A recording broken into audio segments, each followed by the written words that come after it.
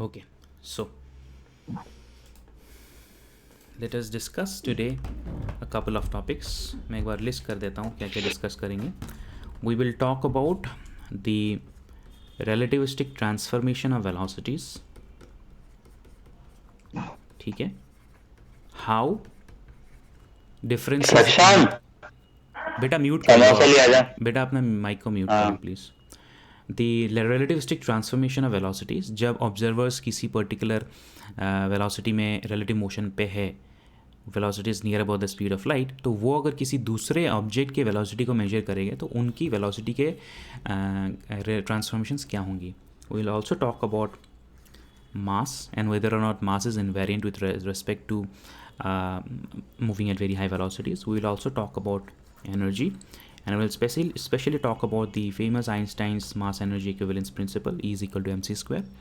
We will also talk about how the momentum and the forces expression जो है हमने Newton mechanics में पढ़ा था, how do they undergo change when we go from Newtonian to relativistic mechanics. We will also talk about the relationship between energy and momentum,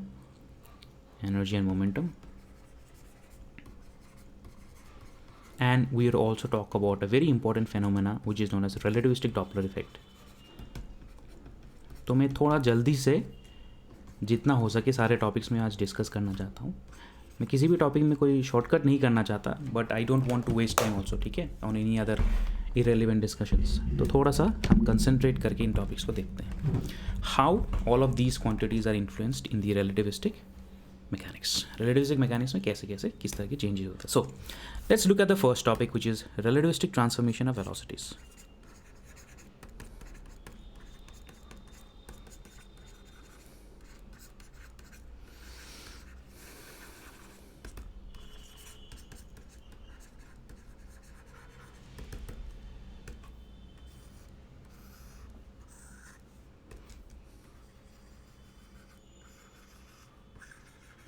Okay, so we will draw the very same usual diagrams associated with the coordinates. Let's suppose there is an x, y, z and x dash, y dash, z dash coordinate axis having origins at O and O dash.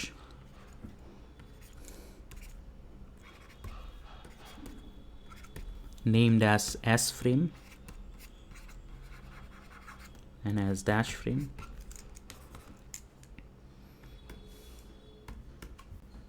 Sir इसे S frame ही क्यों बोलते हैं?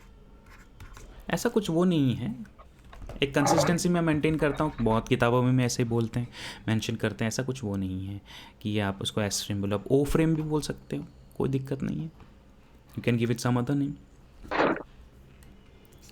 कुछ चीज़ें होती है, convention होती है. कन्वेंशन मतलब वो आउट ऑफ चॉइस होता है, उसका कोई फिजिकल लॉस के या कोई कॉन्सिक्वेंसेस के ऊपर कोई डिपेंडेंस नहीं होता. It's my choice. You can choose O frame and O dash frame also, no problem.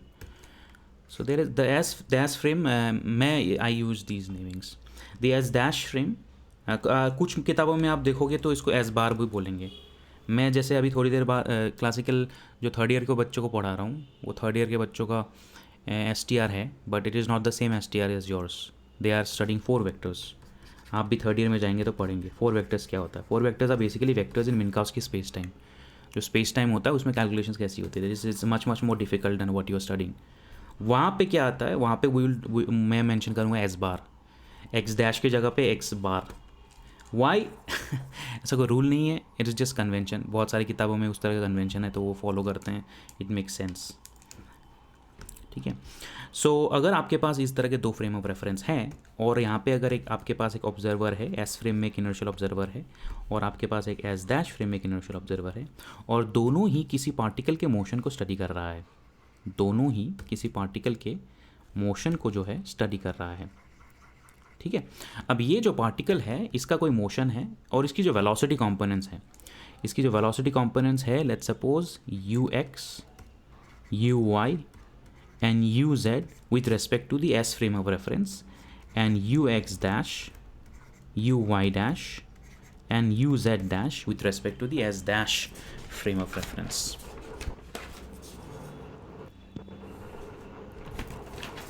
ठीक है. सो जिस तरह से हम पोजीशन लॉरेंस ट्रांसफॉर्मेशंस में हम क्या करते थे, किसी भी पार्टिकल के पोजीशन को हम देखते थे, लेकिन यहाँ पे हम किसी भी पार्टिकल के मोशन को स्टडी कर रहे हैं और मोशन में जो वेलोसिटी कंपोनेंट्स है उनको देखने की कोशिश करेंगे. So therefore we are interested in finding out कि अगर एस फ्रेम में, बेटा जिसका माइक ऑन है प्लीज़ इसको म्यूट कर लो, अगर एस फ्रेम के रेस्पेक्ट में किसी भी पार्टिकल की वेलोसिटी है, अगर एस फ्रेम के रेस्पेक्ट में किसी भी पार्टिकल की वेलोसिटी है, कंपोनेंट्स है you X, U Y and you Z, और अगर किसी एस डैश फ्रेम में उसी पार्टिकल की जो वेलोसिटी कंपोनेंट्स है वो है you x dash, you Y dash and you Z dash, तो we are interested in finding out what is the transformation equations that relate one to the other. ठीक है, and we will try to derive them from the Lorentz transformations. मैं एक ही equation derive करूंगा, बहुत simple है, बाकी आप खुद से डिराइव कर लेना. It's extremely simple. Okay, now what does the Lorentz transformations tell us? The Lorentz transformations quite simply tell us that x dash is equal to Sir, x dash equal to x Gamma. gamma x. Yes, sir. y dash is equal to y, Y T z dash is equal to z. and t dash is equal to T dash is equal to gamma gamma t minus t vx minus vx upon c square. ठीक है. Yes, sir. Where gamma is equal to 1 upon root over 1 minus v square upon c square. ठीक है, तो ये है हमारा Lawrence transformations. ना हम लॉरेंस ट्रांसफॉर्मेशंस कोऑर्डिनेट्स का कर रहे हैं, लेकिन हम लॉरेंस ट्रांसफॉर्मेशंस डिस्प्लेसमेंट्स के लिए भी कर सकते हैं. ठीक है, सो डिस्प्लेसमेंट्स का मतलब है I can take the differential form of Lorentz transformations. सो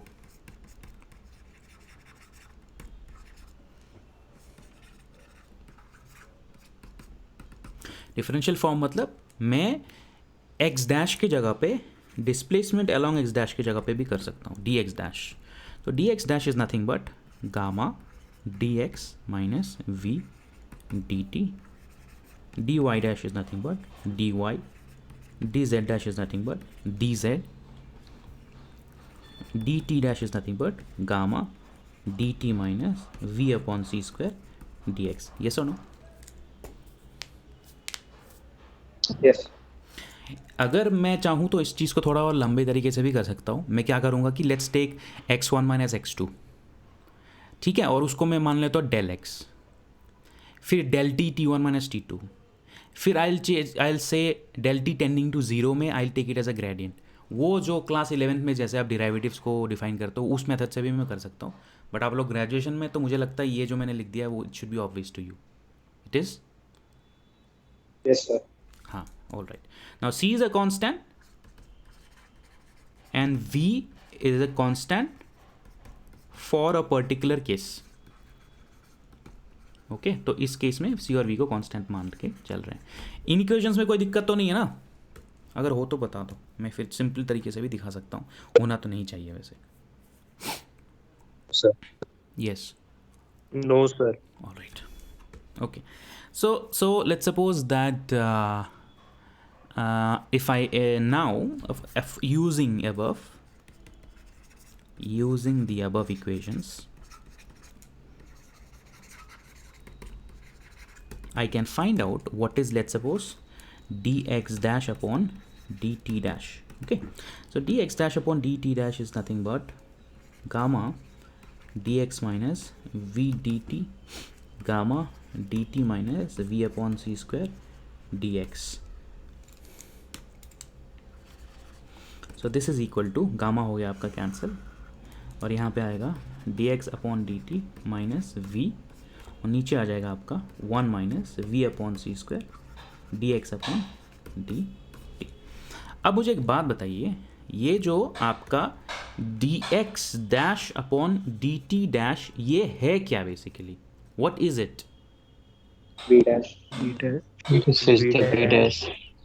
मैंने यहाँ पे v डैश थोड़ी नहीं लिखा, मैं u के टर्म्स पे लिखा. v ux dash. ux dash. This is ux dash. This is the velocity component of the particle with respect to the s dash frame of reference. ठीक है, अब मुझे बताइए dx अपॉन dt क्या है यहाँ पे? ux. This is the velocity component of the particle with respect to the s frame of reference along the x axis. x axis का component है और ऊपर वाला ये x dash axis का component है. ठीक है, इस चीज़ को आप ध्यान में रखना. तो this therefore becomes the velocity component of the particle with respect to the s dash frame along the x dash axis ux dash is equal to ux is the velocity component with respect to the s frame along the component along the x axis minus v divided by 1 minus v ux upon c square. ठीक है, ये हो गया आपका एक velocity transformation equation first. Okay, we can also obtain the following. 2 minute लगेगा. We can also obtain उसी तरह से. मैं अगर बोलूँ that D Y dash upon D T dash को मैं टाइप करूँ तो then this is going to become D Y dash is equal to D Y. ठीक है, and D T dash is equal to gamma D T minus V upon C square D X. ठीक है, तो this becomes D Y upon D T और नीचे आपका आ जाएगा गामा 1 माइनस वी अपॉन सी square D X upon D T. तो यहाँ पे आपका आ जाएगा this is velocity of the particle with respect to the S dash frame of reference on the Y dash axis U Y dash. This is equal to uy, velocity of the particle with respect to the s frame along the y axis, gamma 1 minus v upon c square ux. ठीक है, this is another expression.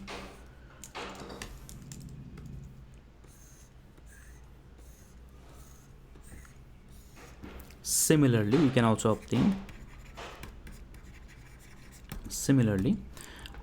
obtain dz dash upon dt dash is equal to dz upon gamma 1 minus dt minus v upon c square dx is equal to dz upon dt divided by gamma 1 minus v upon c square dx upon dt. तो ये आपका हो गया. और u z dash is equal to u z upon gamma 1 minus v u x upon c square. ठीक है, so let us right the transformation equation. ये जो ऐसे एक्सप्रेशन है इनको याद रखना ज़रूरी है. You need to memorise these. Okay, note down कर लिया बेटा इसको? Yes sir. ठीक है, आगे बढ़ते हैं. तो finally we have, let me write it down and you please remember it. Okay, these needs to be memorized. U x dash is equal to ux minus v upon 1 minus v ux upon, या ux v लिख देते हैं मैं यहाँ पे, ux v upon c square. ये हो गया आपका फर्स्ट एक्सप्रेशन. ठीक है, सेकेंड एक्सप्रेशन आपका u y dash is equal to root over 1 minus we square upon C square, नीचे गामा था ना, U Y upon 1 minus U X V upon C square, and you Z dash is equal to root over 1 minus we square upon C square U Z upon 1 minus U X V upon c square. So these are the transformation equations that relate ux uy uz to ux dash uy dash uz dash. Clear है? Yes sir. इसका मतलब क्या हुआ? इसका मतलब जो तुम्हारा red observer है, ऑरेंज ऑब्जर्वर है, और जो तुम्हारा ब्लू ऑब्जर्वर है, वो अगर किसी पार्टिकल के मोशन को स्टडी कर रहे हैं, ठीक है, तो इसका मतलब ये है कि according to the red observer जो वेलोसिटी होगा u, according to the red observer जो वेलोसिटी होगा u पार्टिकल का, it is nothing but u dash is equal to U x dash I cap dash plus U Y dash J cap dash plus U Z dash K cap dash. ठीक है, और आपका जो S frame में है उसके लिए इस पार्टिकल की, सेम पार्टिकल की वेलोसिटी होगी u is equal to U X I cap plus U Y J cap plus U Z K cap. मतलब पार्टिकल वही है, लेकिन इस बंदे के लिए उस पार्टिकल की वेलोसिटी जो है इससे पता लगेगी, और इस बंदे के लिए जो इस उसी पार्टिकल की velocity will be given by this, and the relationship between the components are given by these equations. Clear? Yes. And hence we must also obtain the inverse relationships. Inverse relationship कैसे आएगा? जब v के जगह पे आप minus sign लगा दोगे, that's all. So inverse relationship में आएगा U X is equal to U x dash plus V upon 1 plus U x dash V upon C square. U Y is equal to root over 1 minus we square upon C square. U Y dash upon 1 plus U x dash V upon C square. इस चीज़ को ध्यान में रखना कि नीचे जो है यू वाई डैश नहीं है, यू एक्स डैश है. इसमें बच्चे गलतियाँ करते हैं, आप मत करना ही गलती. U Z is equal to root over 1 minus we square upon C square. U Z dash upon 1 plus U x dash V upon C square. So these are the transformation equations.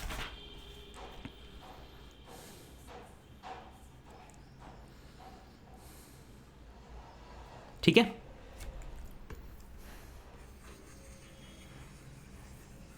इसके basis में आपको मैं एक question दे दूँ, आप कर पाओगे? बहुत ज़्यादा टाइम नहीं है तो एक ही क्वेश्चन दूंगा. इसके बेसिस पे कर पाओगे? ठीक है, let me give you a question. Please try this question.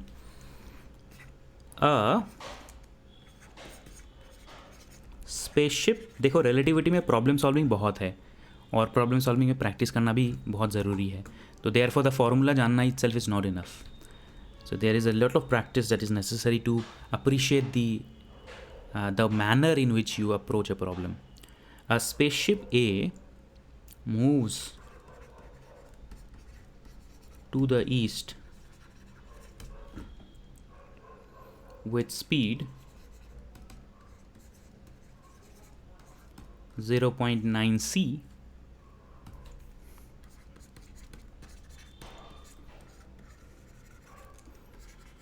at the same time.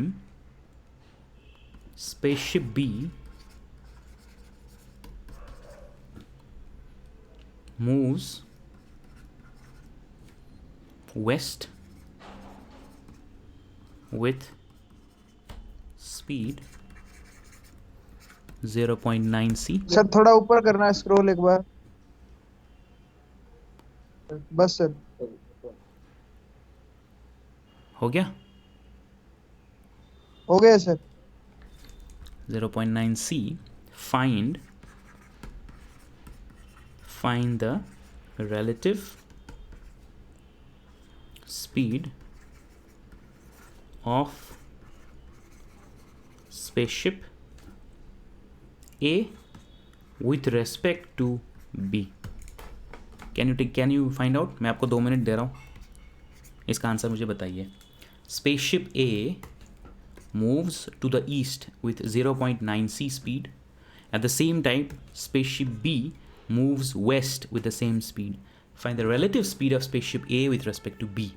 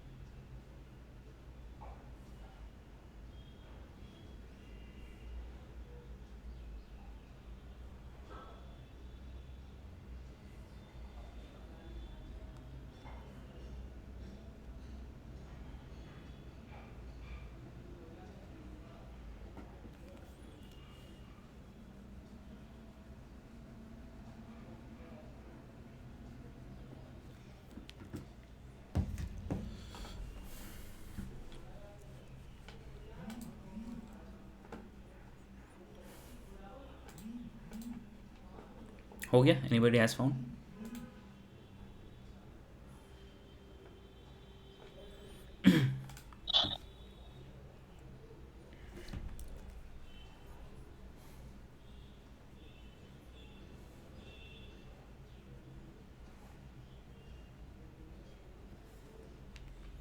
हो रहा है? Are you following? Are you doing?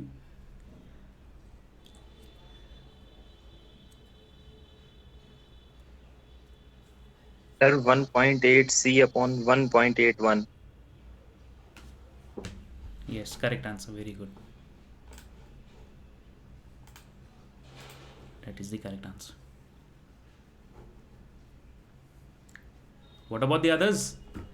मैं करूं या फिर आपको टाइम दूं? 1 मिनट का वेट कर लीजिए। 1 मिनट दे रहा हूं फिर, है ना? अब करो, मैं पानी पी के आता हूं।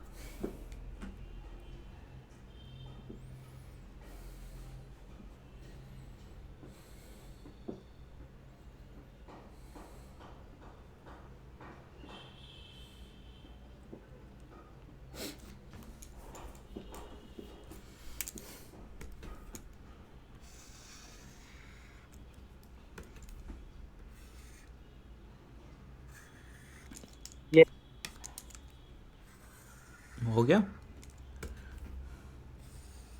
हो गया। यस सर, हो गया।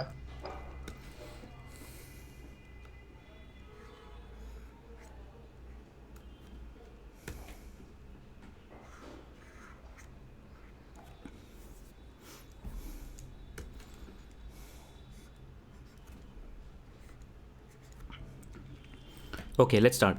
जो स्पेसशिप ए है आपका, it is moving to the east, and जो स्पेसशिप बी है आपका, it is moving to the west. Spaceship A की वेलोसिटी आपकी 0.9 c, स्पेसशिप बी की वेलोसिटी है 0.9 c।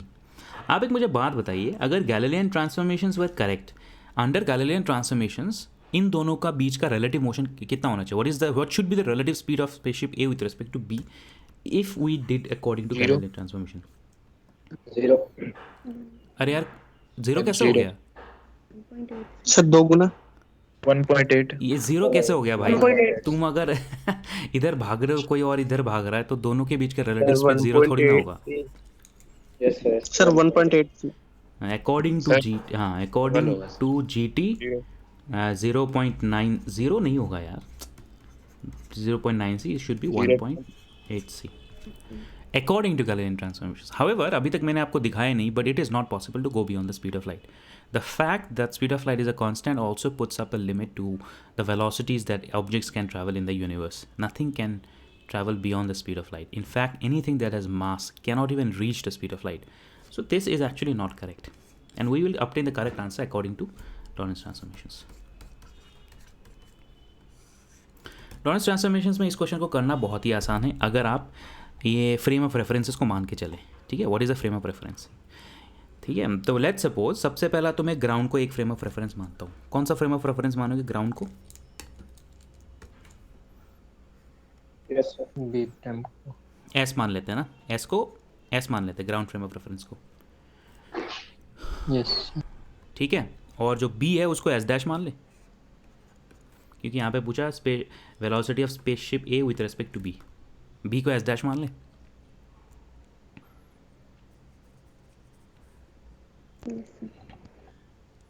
हमने ग्राउंड को मान लिया एस फ्रेम ऑफ रेफरेंस, जो बी है उसको मान लिया S dash frame of reference. ठीक है, क्योंकि हमें एस डैश के रेस्पेक्ट में ए की स्पीड चाहिए, तो बी को एस डैश मान लिया. तो जो वेलोसिटी वी होता है is basically the relative velocity of S dash with respect to S in the positive X axis. तो वी कितनी होगी?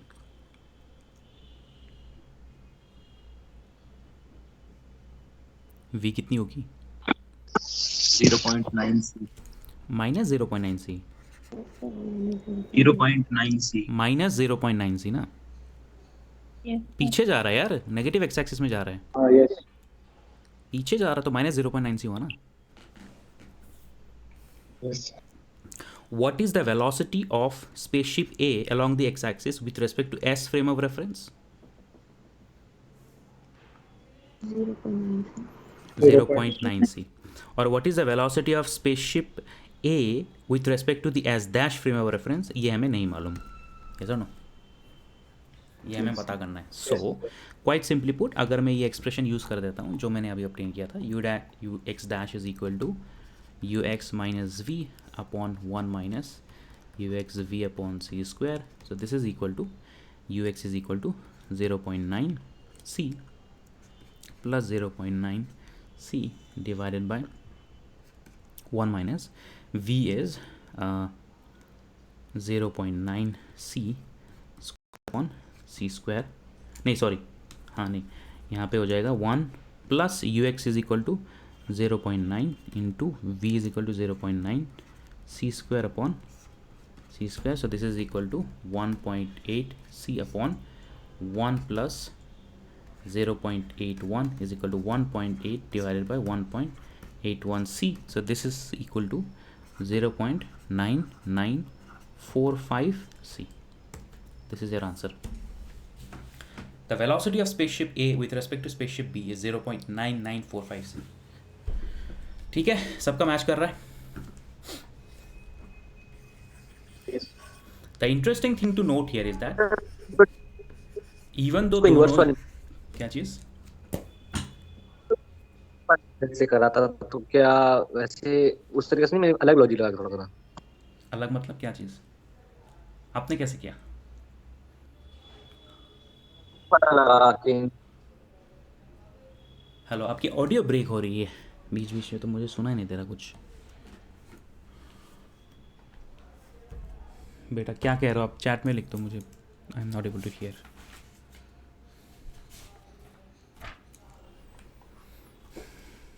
The important thing to note here is that the velocity will never exceed the speed of light.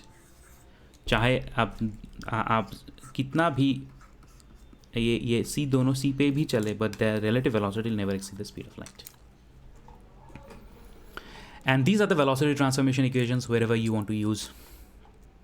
In the literature, there are hundreds of these kind of questions. I would suggest that you practice to get a little bit of to develop a little bit of a comfort with questions like these. इस तरह के questions में क्या होता है, आपको formula तो मालूम है, फॉर्मूला बहुत सिंपल है, but you are not comfortable with it. So to develop a little bit of comfort you practice some problems. ठीक है, आगे बढ़े नेक्स्ट टॉपिक तक.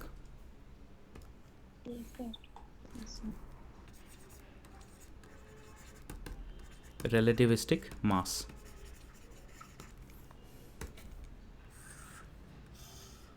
यहाँ पे आप एक चीज़ नोट करना, जैसे लेंथ कॉन्ट्रैक्शन में मैंने आपको बताया था कि जो रिलेटिव मोशन का डायरेक्शन है उसी डायरेक्शन में लेंथ कॉन्ट्रैक्शन होता है. हाउएवर यहाँ पे जो वेलोसिटी कंपोनेंट है वो तीनों कंपोनेंट इफेक्ट होती हैं. अगर रिलेटिव मोशन एक्स एक्सिस पे है लेकिन बाकी वाई और वाई डैश एक्सिस, जेड और जेड डैश एक्सिस के कंपोनेंट्स भी इफेक्ट होते हैं. ये चीज़ आप ध्यान में रखना. ठीक है, relativistic mass. I will give straight away give you the relativistic mass expression. इससे रिलेटेड कुछ डेरिवेशंस किताबों में हैं, आप चाहे तो देख सकते हैं. It will take a very long discussion just trying to come up with a very simple expression. So I will not go into too much of the derivation of relativistic mass expression. You can find it in a standard book. So for example, relativistic mass basically says that in Galilean transformations, अगर आप देखते हैं तो Galilean transformations में अगर आप दो observers होते हैं, लेट्स सपोज आपका यहाँ पे एक एस फ्रेम है और आपका यहाँ पे एक एस डैश फ्रेम है, और दोनों ही किसी मास को देख रहे हैं. कोई पार्टिकल मूव कर रहा है, ठीक है, वो पार्टिकल मूव कर रहा है तो बेसिकली पार्टिकल की ट्रैजेक्टरी को स्टडी कर रहा है, तो उसकी इक्वेशंस के लिए उसको मास भी जानना ज़रूरी है ना. Particle has a mass m. तो यहाँ पे अगर इस बंदे के लिए पार्टिकल का मास m है और इस बंदे के लिए पार्टिकल की मास m डैश है, ठीक है, तो according to Newton in mechanics या Galilean transformations m is equal to m dash. दोनों का मास बराबर होता है, मास में कोई चेंज नहीं होता. However It is not true necessarily in relativistic mechanics. So in Newtonian mechanics,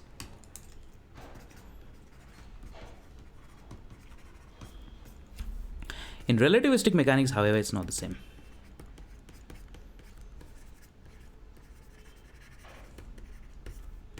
Relativistic mechanics में क्या होता है कि कोई ऑब्जेक्ट अगर किसी ऑब्जर्वर के रेस्पेक्ट में रेस्ट पे है तो उसका जो मास है उसको अगर हम m0 बोलते हैं, तो अगर वो मास किसी वेलोसिटी में मूव करना शुरू करता है, according to observer in relative motion, it's mass becomes m0 upon 1 minus v² upon c²। ये एक्सप्रेशन आपने पहले देखा हुआ है? Yes, Yes, sir. sir. Yes, sir. Okay. Yes, sir. So that means you are comfortable with this idea. So m is equal to m0 root over 1 minus v²/c², जहाँ पे m0 को बोला जाता है रेस्ट मास या proper मास। Rest mass वो होता है जब हम किसी ऑब्जेक्ट का मेजर करते हैं एट रेस्ट। लेट्स सपोज मेरे हाथ में पेन है, तो पेन का जो मास होगा जो मैं मेजर करूँगा वो होगा उसका रेस्ट मास। लेकिन अगर ये पेन जो है बहुत हाई वेलोसिटी के साथ मूव करना शुरू करता है कंपेयर टू मी, तो अकॉर्डिंग टू मी इस पेन का जो मास होगा that will be m, not m0। ठीक है, rest mass and relativistic mass. So this is the relativistic mass. So this is cyclotron में था वो वही है ना? साइक्लोट्रॉन का वीडियो आपने देख लिया क्या? नहीं, 12th में जो था। हाँ, साइक्लोट्रॉन में क्या होता है, साइक्लोट्रॉन सिंक्रोट्रॉन आपने पढ़ा होगा। तो साइक्लोट्रॉन तो नॉन रिलेटिविस्टिक डोमेन में काम करता है, सिंक्रोट्रॉन जो है वो रिलेटिविस्टिक डोमेन में काम करता है। जैसे जैसे एक इलेक्ट्रॉन एक्सेलरेट करता है, इलेक्ट्रॉन का जो मास होता है वो इंक्रीज होता जाता है टाइम के साथ, और उसका रेडियस जो है आपको मालूम है mv²/r जो भी है वो मास के ऊपर डिपेंड करता है ना। तो therefore relativistic increase of mass को भी we have to take into account while solving the calculations, doing the calculations, है ना। साइक्लोट्रॉन में यही तो होता है, वो एक्सेलरेट करता है इन ए सर्कल। तो अब अगर इसको देखा जाए, let's suppose 1 minus v² upon c², so 1 upon root over 1 minus x बोलते हैं इसको, x² लिखते हैं। लेट्स सपोज इसको मैं एनालाइज करता हूँ, बाकी सब कांस्टेंट है, इसको मैं एनालाइज करता हूँ।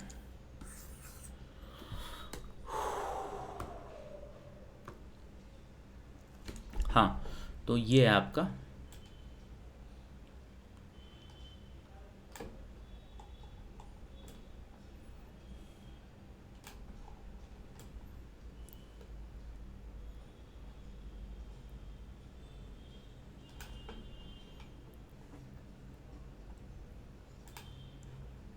this is the nature of the graph.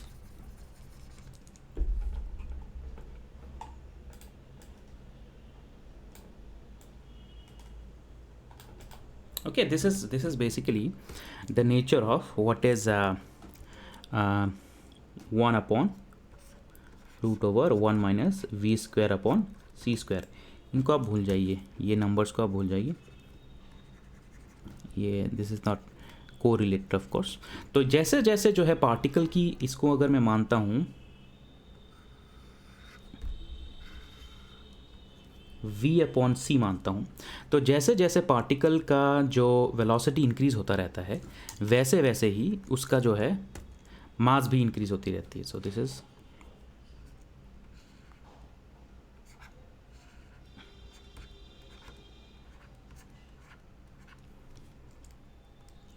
So for example, जैसे जैसे पार्टिकल स्पीड ऑफ लाइट को अप्रोच करता है, let's suppose v is equal to c, तो यहाँ पे पार्टिकल का जो मास है it tends to infinity. Okay, so when a particle velocity increases to near velocity the speed of light. हाँ सर y एक्सिस पे मास है। हाँ, मास मान लेते फॉर द टाइम बिंग, ठीक है, इसको मास मान लेते हैं हम।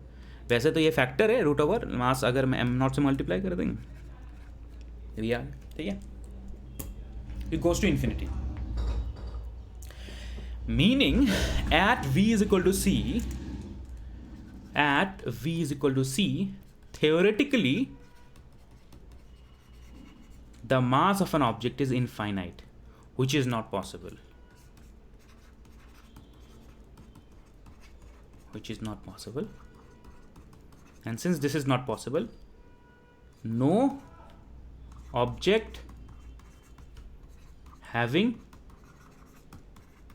non-zero rest mass can ever reach the speed of light. चाहे तुम कितना भी एक्सेलरेट करवा लो, साइक्लोट्रॉन में तुम इलेक्ट्रॉन को कितना भी एक्सेलरेट करवा लो, वेलोसिटी इंक्रीज होती जाएगी होती जाएगी होती जाएगी, इनफाइनाइट तो पहुंचेगी नहीं. जितना भी बड़ा नंबर हो उसका मास जो है, सॉरी उसकी मास जो है इंक्रीज होता जाएगा इनफाइनाइट की तरफ अप्रोच करेगा, फिर भी जो है उसकी वेलोसिटी जो है एग्जैक्टली सी के बराबर नहीं होगा, हमेशा सी से कम ही होगा. Sir yes. मैं ये कह रहा हूं कि हम लोग कह रहे हैं कि स्पीड ऑफ लोग बराबर स्पीड नहीं कर सकते, मास इनफाइनाइट नहीं हो सकता. तो मतलब हम लोग मास इतना ज्यादा नहीं कर सकते, तो हम लोग स्पीड ऑफ लाइट को घटा सकते हैं क्या? क्या हम लोग स्पीड ऑफ लाइट को घटा दें, ऐसा कुछ हो सकता है क्या? स्पीड ऑफ लाइट को हम कैसे घटा सकते हैं? It's a universal constant. We did not determine the speed of light.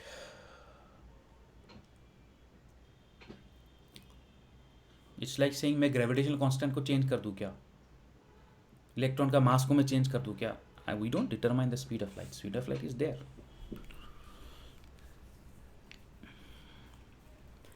And because as an object gets accelerated and its velocity increases, its mass also increases to infinity, and hence its velocity will never be exactly equal to c. It may be 0.99999 times c, but it will never be exactly c. Even LHC, Large Hadron Collider में जो collisions होते हैं protons के बीच, like 10 to the power 14 like tetra electron balls है, पता नहीं कितने high energies में कलिजन्स होता है, वहाँ पे भी एग्जैक्ट स्पीड ऑफ लाइट नहीं अचीव होता है. ओके, क्लियर है बेटा? This is clear? Yes, sir. Clear. Yes, sir. Yes. Based on this मैं दो एक्सप्रेशंस आपको बता देता हूँ. एक है रिलेटिविस्टिक मोमेंटम. अगर मास चेंज हो जाता है, अगर मास जो है रिलेटिविस्टिक है, तो अपने आप मास से एसोसिएटेड जितनी एक्सप्रेशन है वो भी रिलेटिविस्टिक हो जाएगी ना.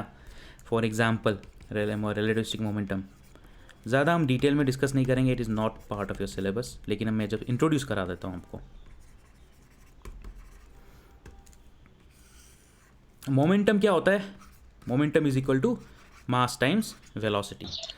अब जो है कोई भी ऑब्जेक्ट किसी वेलोसिटी पे मूव करता है तो उसकी जो मास है वो रेस्ट मास नहीं होती है, वो रिलेटिविस्टिक मास होती है. तो therefore momentum becomes m0 v upon root over 1 minus v square upon c square. Okay, this is relativistic momentum. Next is relativistic force. Relativistic force या फिर न्यूटन सेकेंड लॉ.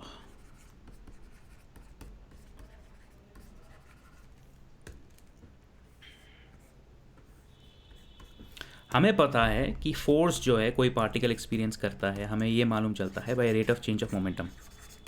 वेक्टर्स में नहीं लिख रहा हूँ मैं, स्केलर्स में लिख रहा हूँ, ठीक है, मैग्नेटिक के टर्म्स में, है ना. अब रिलेटिविस्टिक मोमेंटम कितना हो गया आपका? हम पहले मानते थे न्यूटोनियन मैकेनिक्स में कि मास कांस्टेंट है, तो फिर हम बोलते थे, हम न्यूटोनियन में क्या मानते थे कि F is equal to m, sorry F is equal to dp upon dt, जहाँ पे p is nothing but mv and m is a constant. तो m इज अ कांस्टेंट हम उसको बाहर निकाल देते थे, तो ये बन जाता था m dv upon dt is equal to ma. लेकिन अब वो चीज़ हम यहाँ पे नहीं कर सकते हैं अब, क्योंकि यहाँ पे जो है ये रिलेटिविस्टिक मास है. तो अगर हम वो यहाँ पे नहीं कर सकते तो हमें यहाँ पे लिखना पड़ेगा. तो फोर्स का जो एक्सप्रेशन आपका बना, that is d by dt of m0 v. m0 is a constant upon root over 1 minus v square upon c square. इसका डेरिवेटिव कर सकते हो क्या? d by dt कर सकते हो? Yes, sir. Yes, sir. मैं अगर आपको 2 मिनट दूंगा तो इसको कर लोगे? एक मिनट में हो break। सकता है सर। यस चलो सर। करो करो करो जल्दी से, तो 1 मिनट में करके बताओ इसका एक्सप्रेशन क्या आएगा। D by d t of m not v, imagine that m not is a constant and v is also like v को आपको करना पड़ेगा d v upon D t के टर्म्स पे। जल्दी जल्दी।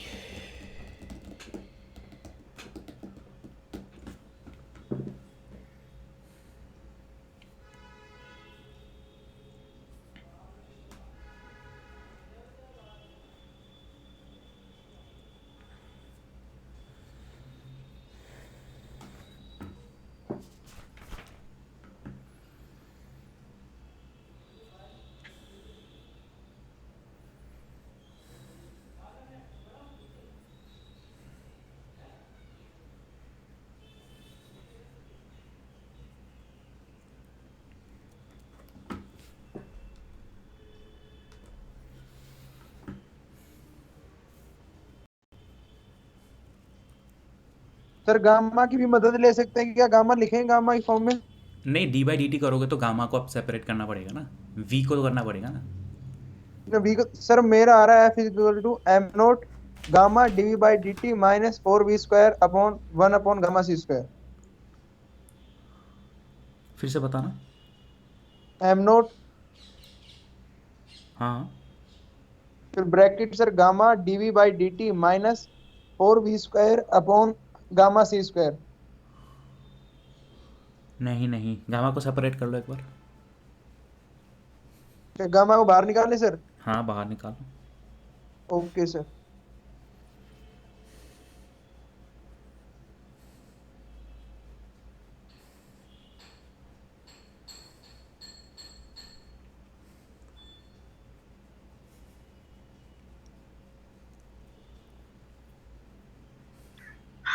गामा के ऊपर -3/2 dv/dt आ रहा है सर। ऐसा ही आना चाहिए। This should be the answer. F is equal to m not gamma 1 minus we square upon C square 3/2 the power 3/2 d v dv/dt। ये होना चाहिए answer. Yes sir. Yes sir.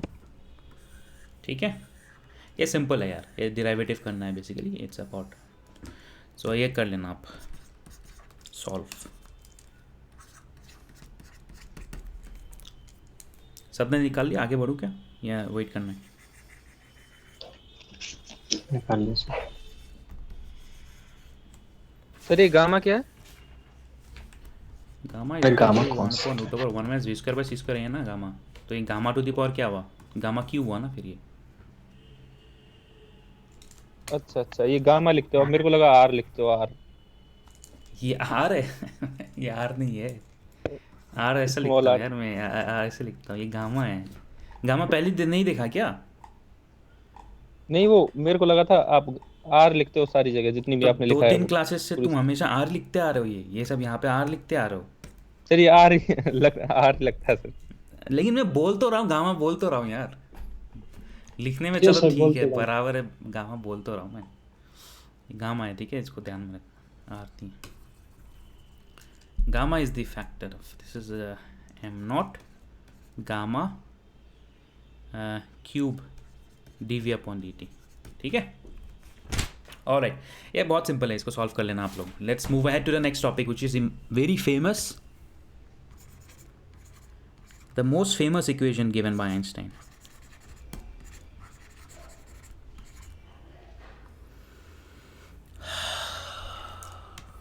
कौन सा है वो? Gamma equal to mc square equal to h square mass and energy equation. Mass energy equivalence. Now mass energy equivalence को prove करने के बहुत सारे तरीके हैं। If you go to my channel, मैंने एक्चुअली बहुत टाइम पहले एक थॉट एक्सपेरिमेंट से मास एनर्जी इक्विवेलेंस को प्रूव किया हुआ है। If you are interested you can check that out. अगर आप चाहते हो मैं ग्रुप में शेयर कर दूंगा। आज मैं वैसे नहीं करूँगा, आज मैं थोड़ा सा अलग मेथड से करूँगा। तो बेसिकली आई विल यूज़ दी, जो मैंने अभी तक जो फॉर्मूलेज डिराइव किए उनके यूज़ से मैं डिराइव करूँगा, फंडामेंटल थॉट एक्सपेरिमेंट से नहीं करूँगा। But if you are interested, वो मेरे चैनल पे बहुत पहले मैंने डाल के रखा हुआ है। फंडामेंटल एक बहुत ही बेसिक थॉट एक्सपेरिमेंट से पूरी प्रूव किया जा सकता है। But today I will only solve it using the what we already know जो अभी तक हमने ऑब्टेन किया हुआ है, ठीक है. So one of the very famous experiment equations given by Einstein was what is the mass energy equivalence और मास एनर्जी इक्वेशन. इसकी सिग्निफिकेंस को हम डिस्कस करेंगे, बट उससे पहले जो है इसको थोड़ा सा डिराइव कर लेते हैं. Okay, if I can. So we know that, अभी मैंने आपको बताया कि जो फोर्स है it is dp upon dt. Okay, definition of force does not change in relativity के टाइम पे. Rate of change of momentum, the only difference is that momentum में रिलेटिविटी मास आ जाता है, दैट्स द ओनली डिफरेंस. तो इसको हम लिख सकते हैं mdv upon dt plus dv dm upon dt. Okay, this is one form of the forces. ना अगर हम बोलते हैं if a force acts on a particle, if a force acts on a particle through distance dx, मतलब it helps in the displacement of dx, then work done को हम लिख सकते हैं dw is equal to f dx. है कि नहीं? f is this is f. In a relativistic scenario, if a force is responsible for the displacement of a particle, then the total amount of work done in the particle's displacement along dx is equal to dw is equal to f dx. Yes? Yes, sir. Okay. Yes, sir. Yes, So this sir. becomes m dv upon dt dx. So इसको हम यहाँ पे use करते हैं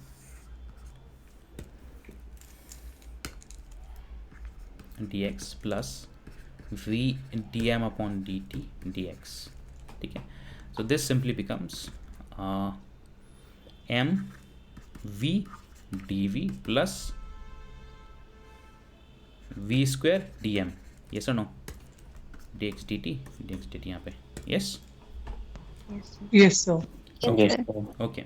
Yes, जब हमने work energy theorem mechanics में पढ़ा था, उसमें कंजर्वेटिव फोर्सेस के लिए हमने देखा था, इनफैक्ट नॉर्मल फोर्सेस के लिए, जब पार्टिकल का डिस्प्लेसमेंट होता है from one point to another, then the total amount of work done is also associated with the change in kinetic energy.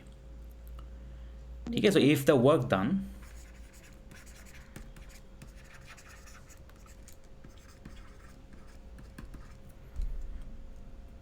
goes entirely is responsible for the change in kinetic energy, ये हमें मालूम है. तो इसको लिखते हैं, let's suppose dw is equal to, हमने लिखते थे 2 पॉइंट्स में w को लिखते थे हम w12 is equal to ke2 minus ke1. ठीक है. तो लेट्स सपोज हम dw को लिख देते हैं अभी dke. ठीक है. dke is basically equal to mv dv plus v square dm. So let's suppose this is point number A. Okay, आगे बढ़ते हैं. Now let's look at relativistic mass.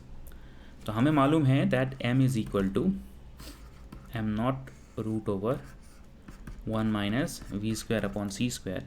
तो यहाँ से हम कह सकते हैं कि m square 1 minus m square is equal to m not square c square upon C square minus we square. ठीक है. तो स्क्वायर कर दिया, फिर नीचे जो है ऊपर में लेके आ गया. So this is nothing but m square c square minus we square is equal to m not square c square. Okay. इसको अगर मैं डिफरेंशिएट करता हूँ इक्वेशन को once, and this simply becomes d of, so basically इसको मैं लिख सकता हूँ m square c square minus m square v square. है क्या? है ना. तो दिस बिकम्स, c तो कांस्टेंट है, तो आपका बन जाएगा c square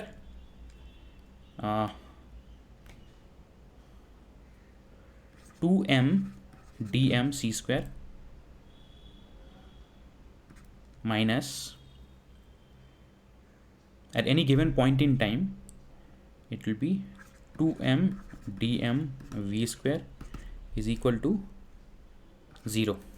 okay, so this becomes, no sorry, यहाँ पे एक और टर्म आएगा minus m square v d v आ जाएगा is equal to 0।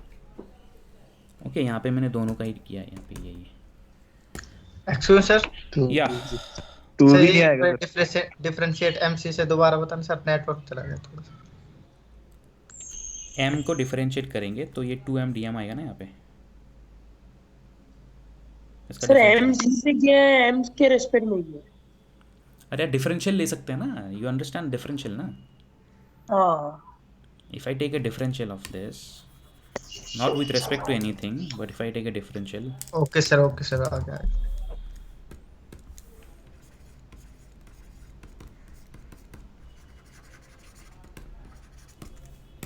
so therefore this becomes this, so ये हो जाएगा आपका 2m सर m का 2 प्योर आएगा थर्ड। क्या थर्ड वाले में 2 आएगा ना, 2v/dv स्क्वायर। हाँ, थर्ड वाले में भी आएगा 2v/dv, ठीक है।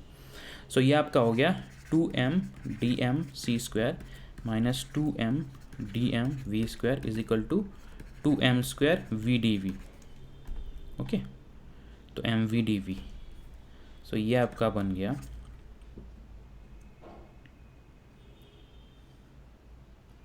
या मैं इसको राइट हैंड साइड में लेके जाता हूँ, is equal to 2m dm v square plus. Okay, तो ये आपका हो गया 2m कैंसिल करते हैं,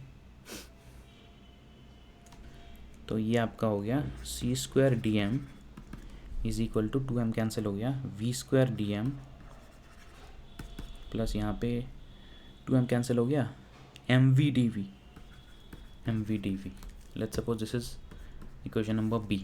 So it's the same as equation number A, mv dv plus v square dm, mv dv plus v square dm। yes, ये जो आपका राइट हैंड साइड है mv dv plus v square dm, यहाँ पे mv dv plus v square dm। so comparing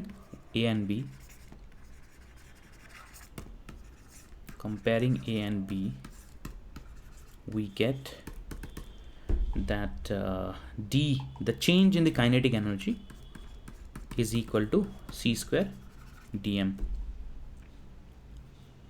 ठीक है, यहाँ तक फॉलो किया बेटा आपने? Yes sir. ओके, सो इसका मतलब क्या है? वो तो एम नॉट है ना सर। हेलो सर, कहाँ एम नॉट था? कहाँ पे एम नॉट है? सर जहाँ आपने सर आपने जहाँ पे डिफरेंशियल लिया ना, तो ये तो जीरो हो गया ना एम नॉट के रेस्पेक्ट में, ये तो जीरो हो गया ना। एम नॉट के रेस्पेक्ट में जो मैंने किया वो डी जीरो हो गया। So what is this? So basically when a body is accelerated, when a body is accelerated from rest, let's suppose accelerated from rest to a velocity, let's suppose velocity v, its mass increases, yes, its mass increases, okay, from m naught to m, ये हमें मालूम है already, and there is an associated increase in kinetic energy also, and there is an associated increase in kinetic energy also। मतलब हमें kinetic energy का क्या मालूम है? del की is equal to half m v2 square minus v1 square. जब कोई भी ऑब्जेक्ट का वेलोसिटी बढ़ जाता है v1 से v2 तक, तो हम यूजुअली क्या करते हैं, काइनेटिक एनर्जी को बोलते हैं कि v2 square minus v1 square. लेकिन रिलेटिविटी में क्या होता है, अगर वेलोसिटी इंक्रीज होता है तो उसके साथ मास भी इंक्रीज होती है। Are you understanding? जब कोई ऑब्जेक्ट किसी पर्टिकुलर एनर्जी में, मतलब उसकी एनर्जी इंक्रीज हो रही है, काइनेटिक एनर्जी इंक्रीज हो रही है बिकॉज ऑफ वर्क डन, तो उसकी वेलोसिटी तो इंक्रीज हो ही रही है, but with respect to that उसकी काइनेटिक एनर्जी भी इंक्रीज हो रही है। तो देयरफॉर रिलेटिविटी में जो काइनेटिक एनर्जी होगा, वो रिलेटिविस्टिक काइनेटिक एनर्जी जो होगा, it will not only take the velocity into account, it will also take the change in the mass into account. ठीक है, so therefore by integrating what we can say dke is equal to c square dm। Okay, mass m not say let's suppose m तक vary हुआ, तो basically this gives us the relativistic kinetic energy. Okay, this gives us a relativistic kinetic energy is equal to c square m minus m naught. Okay, so hence here you end up getting ke is equal to mc square minus m naught. यहाँ तक समझ में आया? Sir एक बार ऊपर scroll करना थोड़ा सा सर, थोड़ा सा ऊपर सर, बस।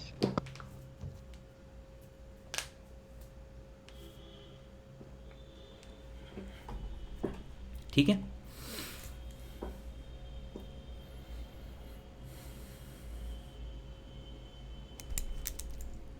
Are you following?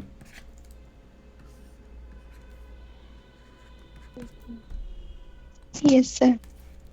ये आपका हो गया रिलेटिविस्टिक काइनेटिक एनर्जी, ये हो गया energy due to its rest mass. मतलब जब कोई ऑब्जेक्ट रेस्ट पे होता है तब उसके साथ एक एनर्जी होती है बिकॉज ऑफ इट्स रेस्ट मास, जिसको यूजिंग सूटेबल सर्कमस्टेंसेस कन्वर्ट किया जा सकता है एनर्जी में। This is known as the rest mass energy.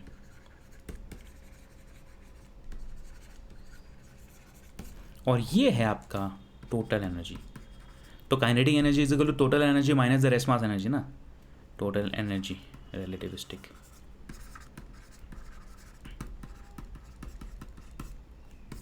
ठीक है, so the relativistic kinetic energy is basically equal to the total energy of a system minus the rest mass energy of a system, जहाँ पे हम कह सकते हैं the total energy, total relativistic energy E is equal to m c square. कोई भी object हो, चाहे वो मोशन में हो चाहे वो रेस्ट पे हो, उसकी जो टोटल एनर्जी है वो एम सी स्क्वायर है। अगर वो रेस्ट पे है तो यहाँ पे एम नॉट लग जाएगा, अगर वो मूविंग है तो यहाँ पे रिलेटिविस्टिक मास आ जाएगी, बस दैट्स ऑल, और कुछ भी नहीं है।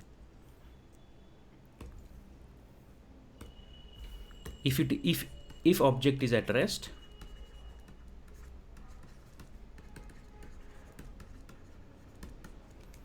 then E naught is equal to m naught c square. So this idea that the rest mass energy somehow contributes towards the total energy of a system was for the first time came about as a consequence in STR, which simply combined the idea of mass and energy, which were originally two separate concepts, into one. पहले आपके पास क्या होता था?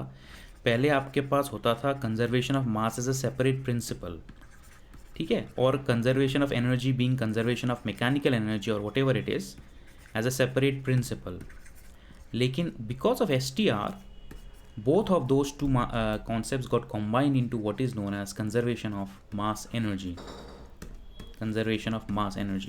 And if you want to find out experimental validation of these things, then it can be easily found in subatomic physics, particle physics and nuclear physics, जहाँ पे nuclear physics में अगर एक न्यूक्लियाई दूसरे न्यूक्लिया के साथ इंटरेक्ट करके तीसरा न्यूक्लिया बनता है तो इसका जो मास है और इसका मास जो है बराबर नहीं होता है। There is something known as mass defect, अपने क्लास 12 में पढ़ा होगा।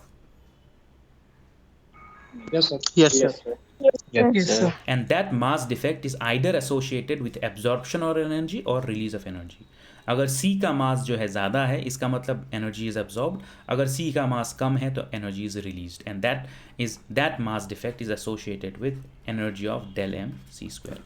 तो the fact that mass can be converted to energy and energy can be converted to mass is comes from various experiments in high energy physics and nuclear physics, and it validates this conclusion that came about from STR. It's a conclusion that came from STR that whether in motion or whether at rest, the rest mass or the relativistic mass is associated with the total energy, and the experimental validation comes a lot in nuclear physics. तो आप जब nuclear physics करेंगे इस तरह के problem solving आप करेंगे जहाँ पे रेस्ट मास फाइंड आउट करेंगे या मास डिफेक्ट फाइंड आउट करेंगे और उसके साथ आप एनर्जी को कोरिलेट करेंगे, and you will apply conservation of mass energy, and that equation originally comes not from nuclear physics but from relativistic mechanics. Understood? Yes. Any questions here? Yes. This is a very simple equation given by Albert Einstein to find out the relationship that exists between energy and mass. Energy and mass are not different entities, but the same entity.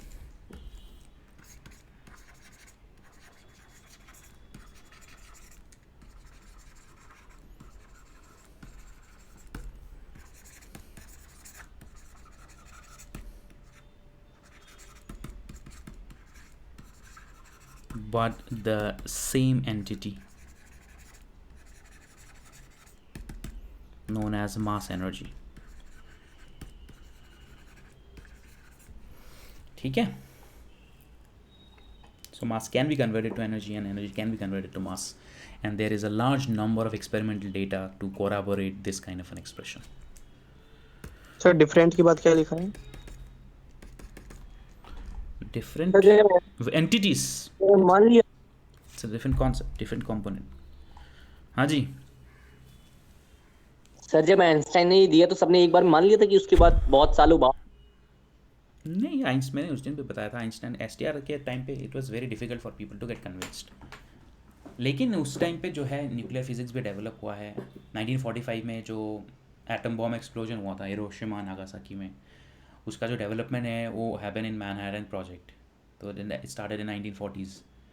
तो वो project क्यों शुरू हुआ? Because उस time पे जो है लोगों को पता था न्यूक्लियर फिजिक्स में रिसर्च हुआ, रेडियो एक्टिविटी में रिसर्च हुआ, पार्टिकल फिजिक्स में रिसर्च हुआ, and they found that this kind of a relationship leads to a very very small amount of mass being converted to huge amounts of energy.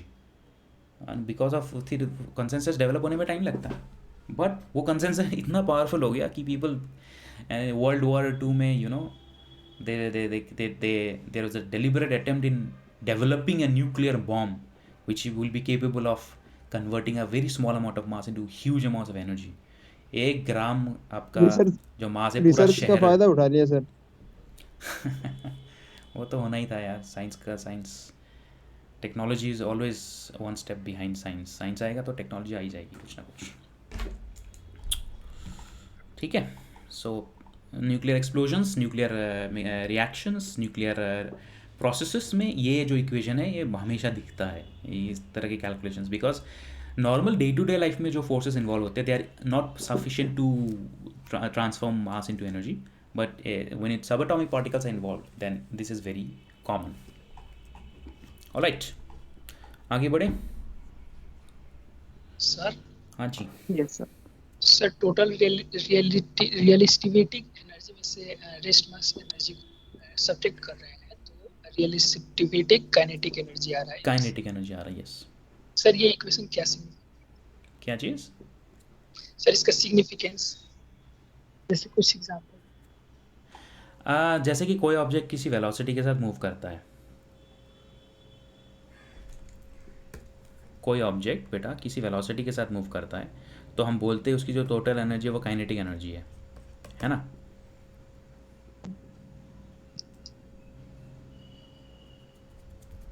Are you there? Yes sir समझ गए sir.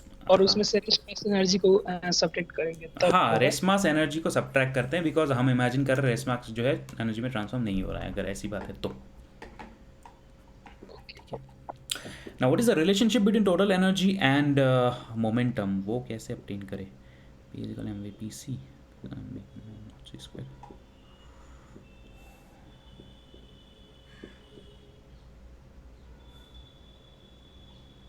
एक बार try करते हैं, मेरे को भी exactly याद नहीं. Let's see. E = mc². m क्या है? रिलेटिविस्टिक मास. √1 - v²/c². c² है ना. तो ये क्या हुआ? E² =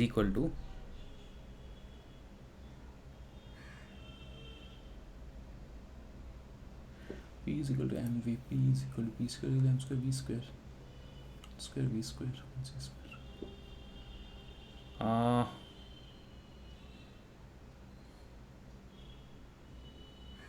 चलो देखते हैं. m02 c⁴ upon c² - v²/c², है ना. So this is equal to नहीं, let us don't I have, let me just check, huh? Don't remember exactly क्या how to, so let us check, let us start with P is equal to mv. P square is equal to P square C square is equal to m square V square C square, है ना? So which is equal to m naught square V square C square upon 1 minus V square upon C square. So this is equal to P square C square is equal to m naught square V square C to the power 4 C square minus V square. Okay, तो इसके साथ मैं कैसे deal करूँ अब?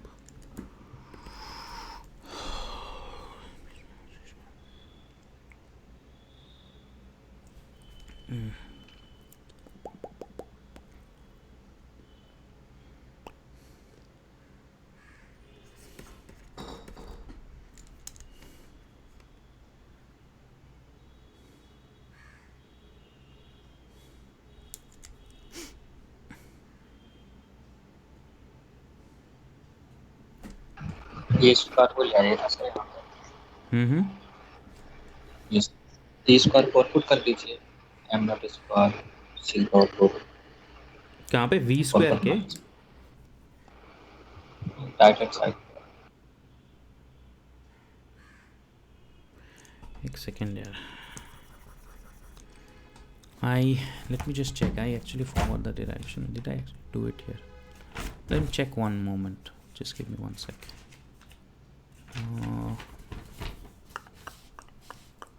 हाँ, yes, I think I remember. इसको इससे नहीं करते हम, एनर्जी एक्सप्रेशन से ही करते हैं. Okay, let us do it and from the energy expression. So E is equal to mc square, which is nothing but m naught upon root over 1 minus v square upon c square. Okay, if I make it E square, this is nothing but m naught square c to the power 4 root over 1 minus v square upon c square. So this is nothing but E square is equal to 1 minus v square upon c square is equal to m naught square c to the power 4 or E square minus E square v square upon c square is equal to m naught square c to the power 4. Okay, अब यहाँ पे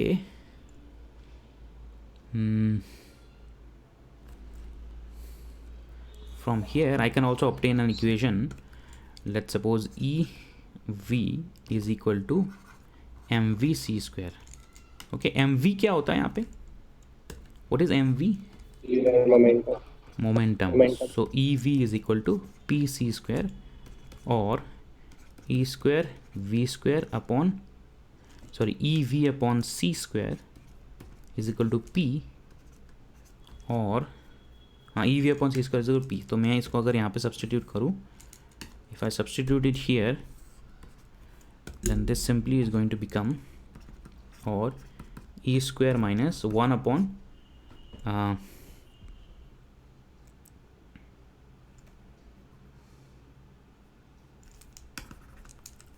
c square EV upon c whole square is equal to m naught square c to the power 4 और E square minus c square EV upon c square है ना यहाँ पे square, sorry, EV upon c square is p square is equal to m naught square c to the power 4 or E square is equal to m naught square c to the power 4 plus p square c square, and finally you end up getting E is equal to m naught square c to the power 4 plus p square c square.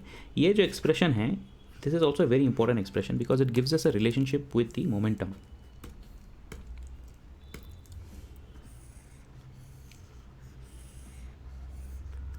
जो पुराना expression है यहाँ पे जो हमने obtain किया था, this gives us a relationship with the instantaneous मास. अब इंस्टेंटेनियस मास जो है किसी पार्टिकल का, उसके मोशन वेलोसिटी के ऊपर डिपेंड करता है. An expression which is much more used is this is the expression because it, हमें उसका रेस्ट मास तो मालूम होता ही है. अगर हम उस पार्टिकल का मोमेंटम मालूम है तो हम उसकी टोटल एनर्जी कैलकुलेट कर सकते हैं. the सर relationship एक बार between ऊपर स्क्रॉल करना। जी सर बस।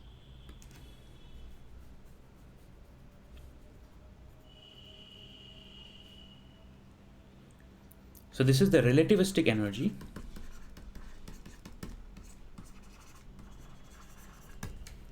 and momentum relationship.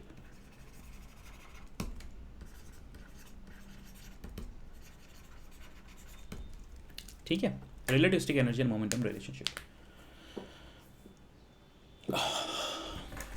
एक बात बताओ, मैंने अभी थोड़ी देर पहले तुम लोग को बताया था कि कोई भी जो ऑब्जेक्ट जिसका एक मास होता है वो स्पीड ऑफ लाइट में ट्रैवल नहीं कर सकती है, लेकिन can you give me of an example of objects travelling at the speed of light?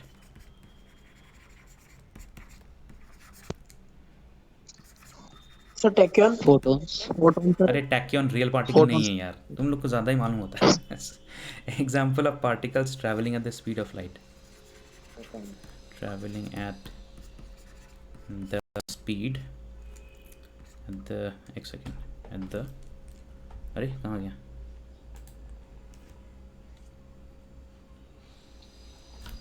Sir eight the speed of light. Sir screen share नहीं हो रही। हाँ वो क्लोज हो गया था। एक सेकेंड मैं शेयर करता हूँ।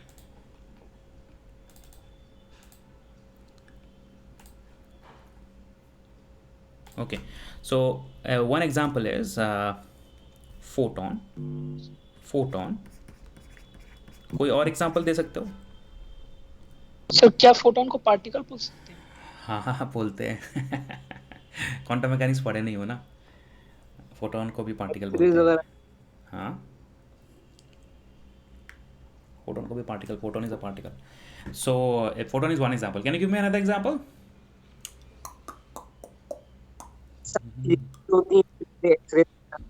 क्या? हाँ सर न्यूट्रॉन्स। न्यूट्रॉन यार, न्यूट्रॉन तो हैवी होता है यार काफ़ी। 9.1 इंटू वो सॉरी उनका मास होता है, और रेस्ट मास होता है 1.6 इंटू 10⁻⁻27 kgs। ये कैसे चलेगा? न्यूट्रॉन का तो मास होता है, न्यूट्रॉन प्रोटॉन्स का, तो how can they move at the speed? Neutrinos. हाँ, now that may be, I think वो बिग बैंग थ्योरी में। हाँ, अब इसमें थोड़ा सा डिबेट है, ठीक है, लेकिन for majority of the purposes neutrinos को हम मासलेस ही मान के चलते हैं, जबकि there is recent data that they may not necessarily be massless. तो इसमें मैं एक स्टार लगा के रखता हूँ। तो for most practical purposes we consider them massless, because don't really know उसका मास। फोटॉन का भी तो कुछ मास होता ही है। किसका? फोटॉन का भी तो मास होता है। पार्टिकल्स ट्रैवलिंग, नहीं एक मिनट, मैंने यहाँ पे क्या बोला? Particles travelling at the speed of light, ठीक है। तो स्पीड ऑफ लाइट में जो भी पार्टिकल ट्रैवल करेगा, इसका मतलब है these are massless particles. Yes sir, these are particles having rest mass zero, क्योंकि जिसका रेस्ट मास जीरो होगा वही जो है ये इक्वेशन सेटिस्फाई कर सकता है, ठीक है, क्योंकि m is equal to m0/√1 - c²/c²। तो ये क्या हो जाएगा? ये हो जाएगा 0/0 हो जाएगा, अनडिफाइंड 0/0 अनडिफाइंड हो जाएगा, ठीक है। वही पार्टिकल जो है इस चीज़ से कुछ सेंस निकाल सकता है, बाकी कोई पार्टिकल जो है वेलोसिटी स्पीड में नहीं जा सकता है। तो फिर यहाँ पे रेस्ट मास पार्टिकल्स के लिए एक अलग डिस्कशन आ जाता है। Particles having rest mass zero particles, rest mass zero particles के लिए अलग डिस्कशन आ जाता है। रेस्ट मास जीरो पार्टिकल्स कौन होते हैं? जिसका m0 इज इक्वल टू 0। तो देन उनका एनर्जी कितना होगा? E is equal to 0² c⁴ plus p²c² और E is equal to pc। So for rest mass particles E is equal to pc। This is an expression for rest mass particles. Sir ऐसा कोई particle है? हाँ, तो photon है ना, photon is the zero rest mass sir particle. Rest mass zero है। हाँ, sir उसका रेस्ट मास 0 होता है हाँ जी, वो सॉरी हाँ सर हाँ, रेस्ट मास फोटोन का 0 होता है ना, फोटोन की रेस्ट मास इज 0। अच्छा, फोटोन की एनर्जी कितनी होती है, कोई बता सकता है मुझे?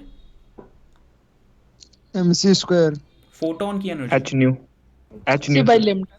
H nu, so H nu is equal to HNu। P C, और P is equal to H nu upon C. H nu upon C को क्या लिखते हैं? H upon lambda. तो दिस एक्सप्रेशन, हाँ, H upon lambda, P is equal to H upon lambda. तो ये जो फॉर्मूला दिया था, जो given by Louis de Broglie, he won the Nobel prize, he won the Nobel prize. Sir de Broglie. हाँ, वो de Broglie. So this is the de Broglie hypothesis, and based on this he got the Nobel Prize in the 1926 or something like that, 1930s. Einstein did not get a Nobel Prize for relativity, but Louis de Broglie got a Nobel Prize.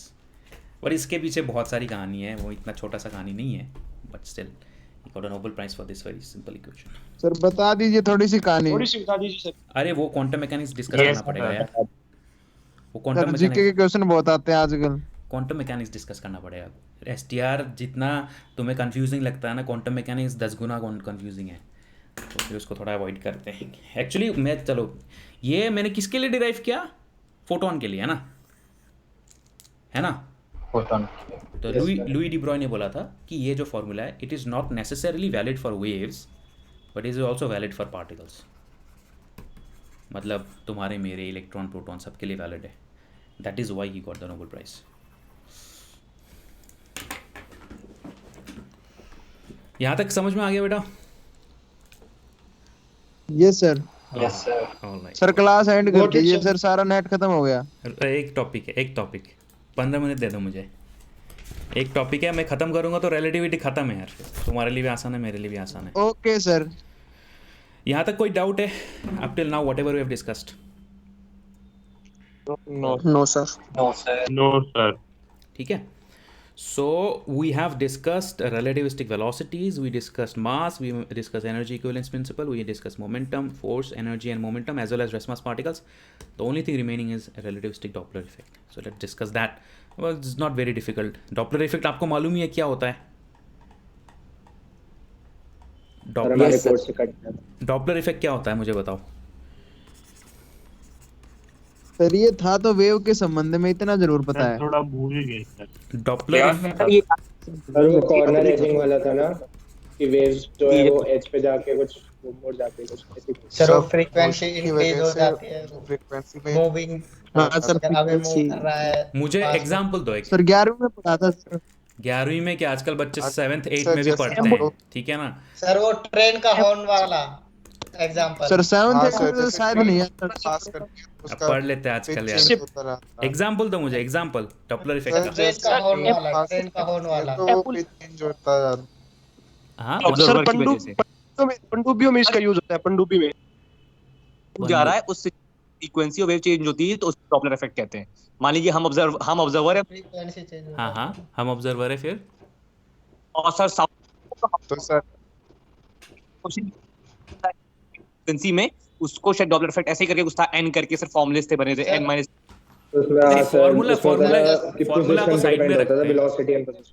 Sir जैसे हम station पे stationery खड़े हैं, हाँ, sir train हमसे away move कर रही है, सर वो हॉर्न बजाती है, हाँ, तो सर हमारे पास फ्रीक्वेंसी कम आती है, हमें थोड़ा कम सुनाई देता है। नहीं, कम सुनाई नहीं देता, उसकी पिच चेंज हो जाती है। पिच समझते change हो हो ना? जाती है। वॉल्यूम की बात नहीं कर रहे, पिच की बात कर रहे हैं। Yes sir. पिच तो समझते हो ना, स्केल। Yes sir.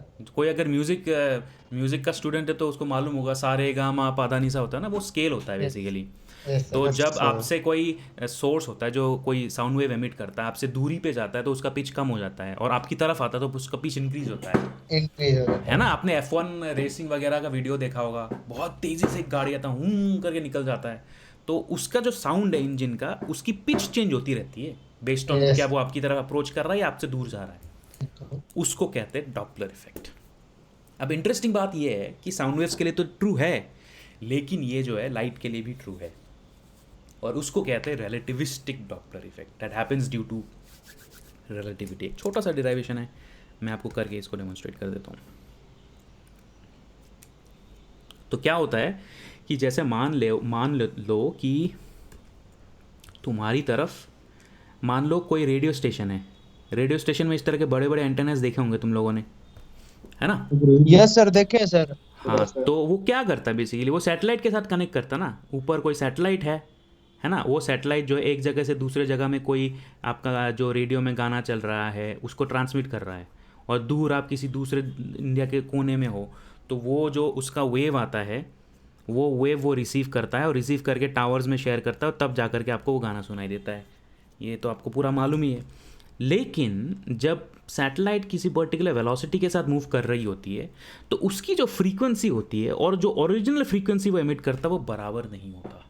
इसीलिए रिलेटिविटी मालूम होना पड़ेगा, नहीं तो आप सैटेलाइट के थ्रू कोई भी गाना अगर ट्रांसमिट करोगे ना तो गाना का पिच चेंज हो जाएगा। रेजोनेंस मतलब जो कोई गाना सुन रहे हो वो गाने का सुर ताल सब खत्म हो जाएगा। तुम्हें लगेगा कि यार सिंगर को कुछ गाना आता नहीं, वो सिंगर की गलती नहीं है, वो हमें रिलेटिविटी नहीं पता, है ना? तो वो है, it is relativistic Doppler effect. यहाँ इसका use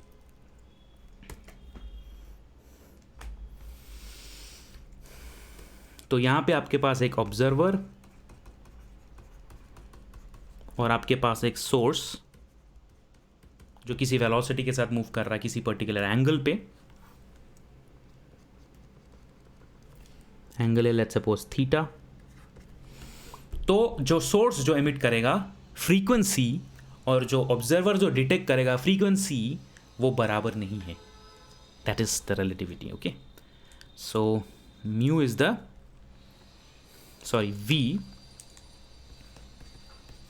relative velocity of source and observer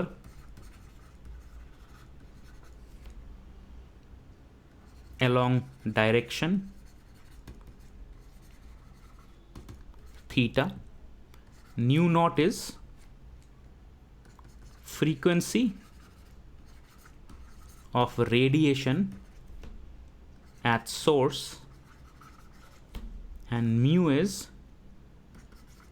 frequency of radiation detected by observer. जो सोर्स फ्रीक्वेंसी एमिट करता है और जो ऑब्जर्वर डिटेक्ट करता है वो दोनों बराबर नहीं है, और उन्हीं का रिलेशनशिप को हम फाइंड आउट करेंगे। That is known as a relativistic Doppler effect. Okay, तो हम बनाते एक satellite.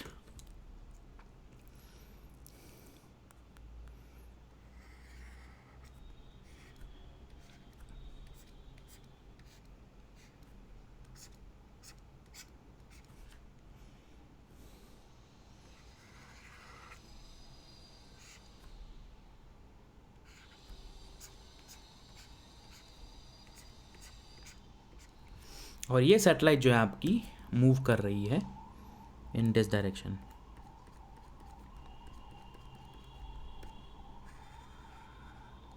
With velocity v। Alright, और ये सैटेलाइट जो है आपका कोई लाइट एमिट करेगा एक पर्टिकुलर एंगल पे।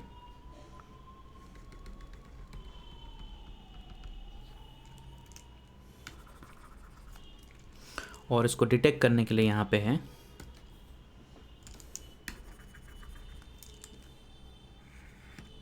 आपके रिसीवर्स।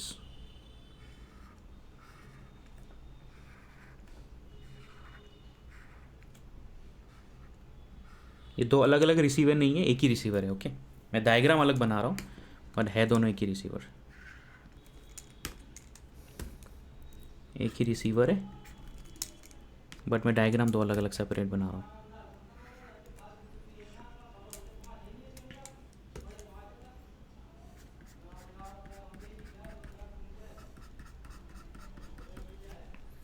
ओके, तो let me first define some things, few things. Okay, तो ये सैटेलाइट जो है एक एमिट करता है रेडिएशन, ठीक है। वो रेडिएशन यहाँ पहुँचता है थोड़ी देर बाद, तब तक वो एक और रेडिएशन एमिट करता है। पल्स समझते हो ना, पल्स ऑफ वेव। एक पल्स एमिट करता है। वेव फ्रंट तो समझते हो ना? Yes, sir. So the Yes, sir. satellite is emitting Yes, wave sir. fronts. The satellite is emitting wave fronts जो एक के बाद एक रिसीवर तक पहुंच रहा है। ठीक है, so let me define the quantities, फिर मैं आपको बताऊंगा एग्जैक्टली हो क्या रहा है यहाँ पे। ये जो एंगल है वो है थीटा, ये जो डिस्टेंस है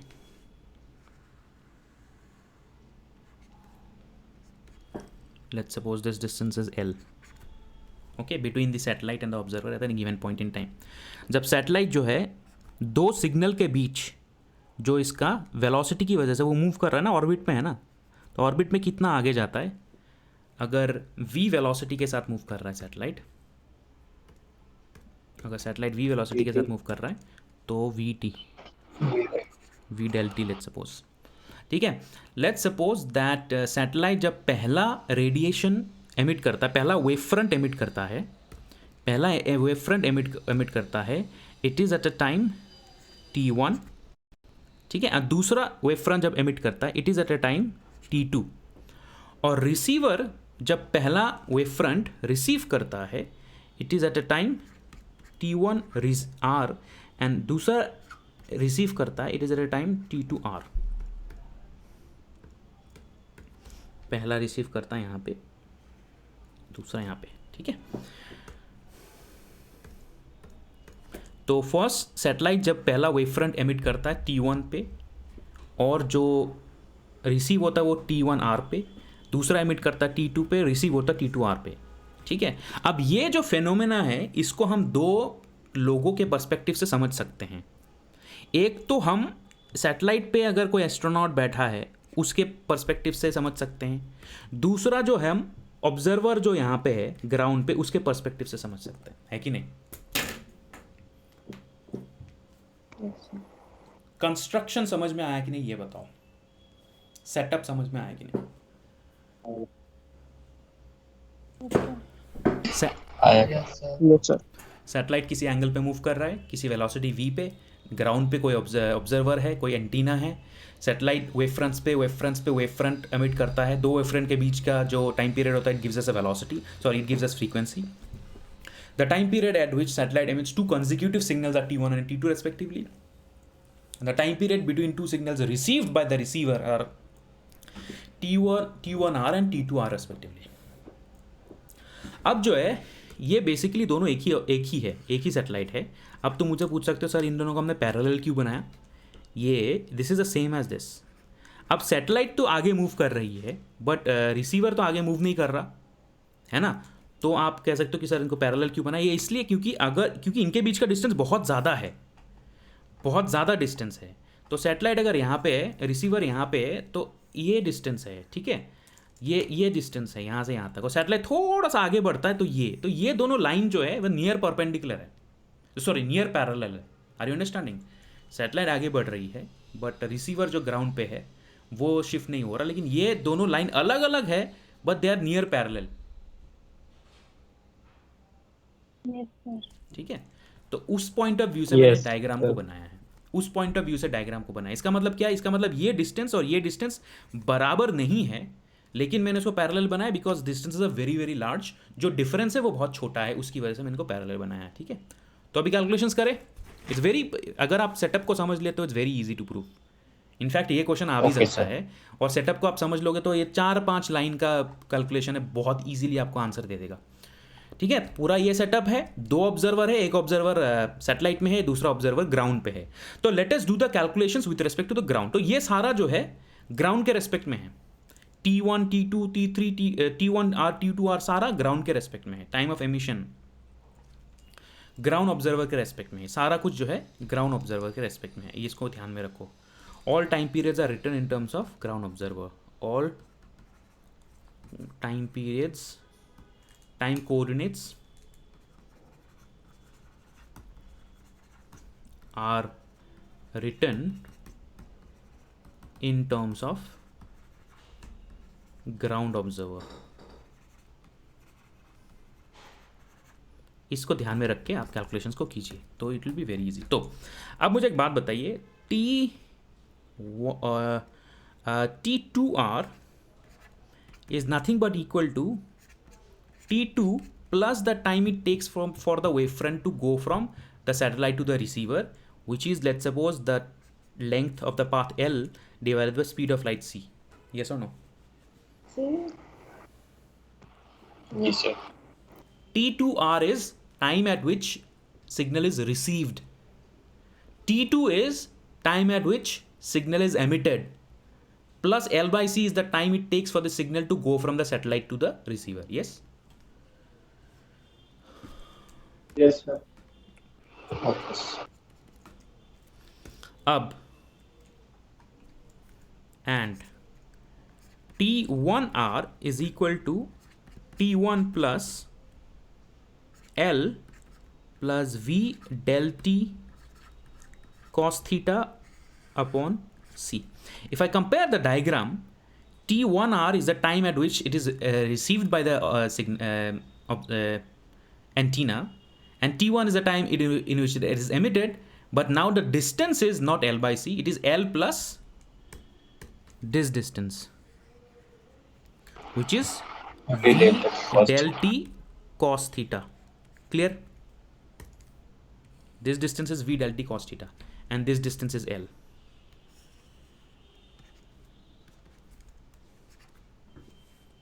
ये क्लियर है? Yes. All right. That's it. बहुत सिंपल है. अब then so now बस 4 लाइन का डेरिवेशन है. T2R minus T1R is equal to T2 minus T1 plus ये क्या होगा? L by C plus V del T cos theta upon C. No ये माइनस हो जाएगा ना, ये माइनस होगा, plus L by C minus minus हो जाएगा ये. ठीक है, तो ये आपका बन गया time period between both the two signals in according to the receiver and time period between both the two signals according to the satellite minus V del T cos theta upon C. Are you following? किसी को कोई समझ में नहीं आया यहाँ पे?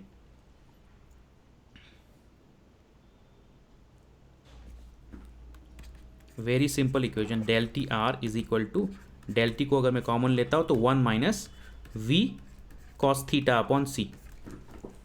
यहाँ तक हो गया? नहीं समझ में आया तो बताओ. जस्ट लास्ट के बेटा मुझे 5 मिनट दे दो. It is almost over. Just give me 5 minutes. It is almost over. ये समझ में आया कि नहीं बताओ?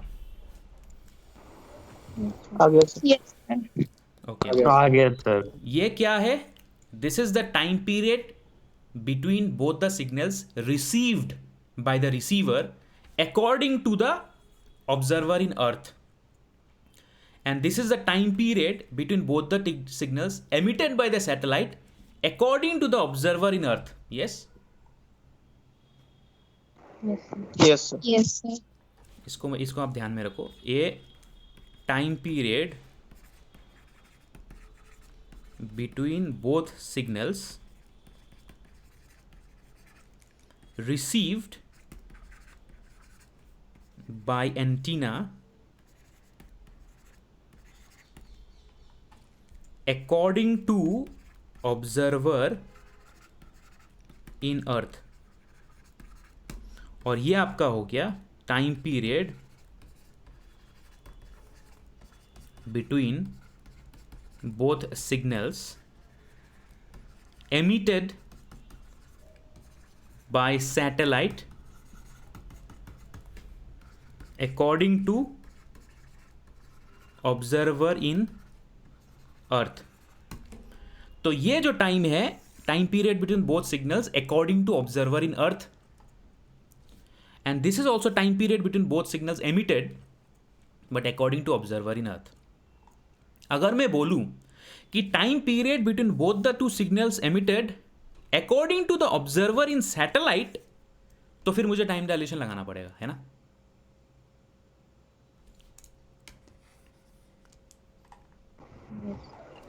Can you repeat what you said?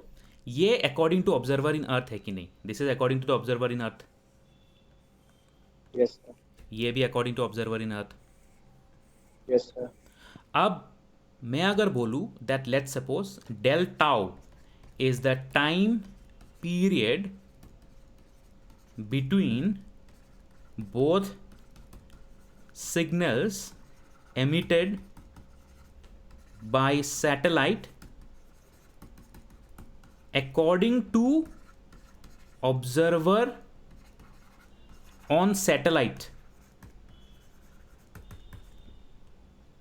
तो मैं ये कह सकता हूं then del T is equal to del tau upon root over 1 minus we square upon C square. Yes और no?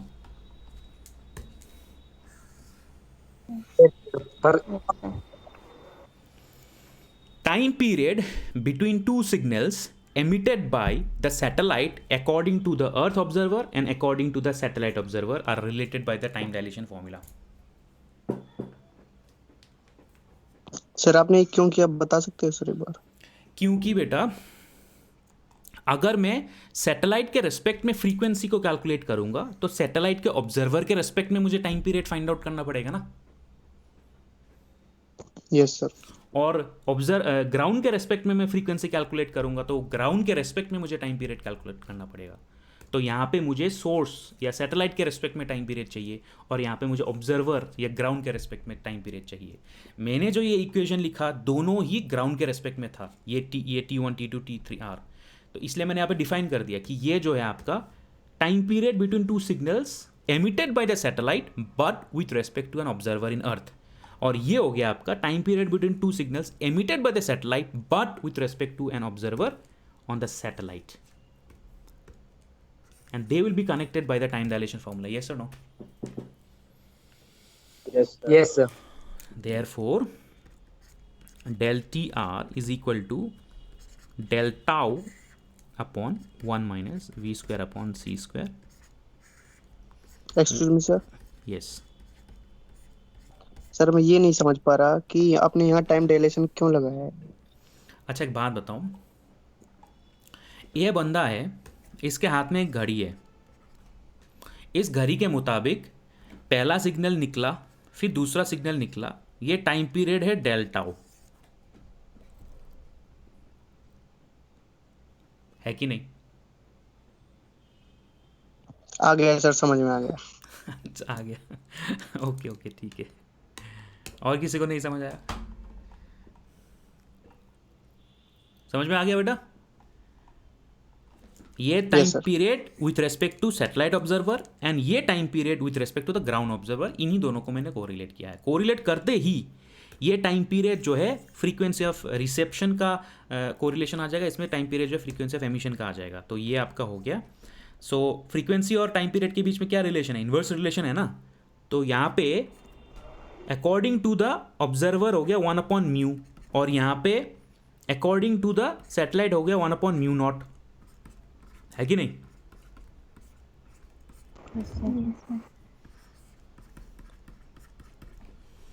So del T is equal to 1/μ del T r and del tau is equal to 1/μ0। So ये कितना हो गया? ये according to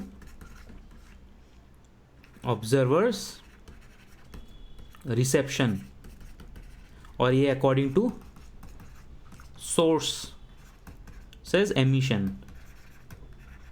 तो वो बन गया फाइनली आपका equation. Frequency detected by the observer is equal to frequency emitted by the source multiplied by 1 minus we square upon C square divided by 1 minus V cos theta upon c. This is the relativistic Doppler effect between frequencies emitted by a source and frequencies received by an observer.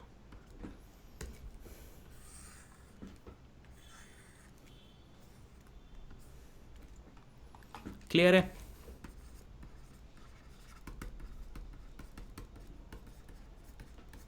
Sir जो आप symbol बनाया, ये symbol कैसे बनाया? मतलब ये जो symbol बना म्यू वाला, ये जो वाला कौन सा? क्या ये? हाँ कौन सा?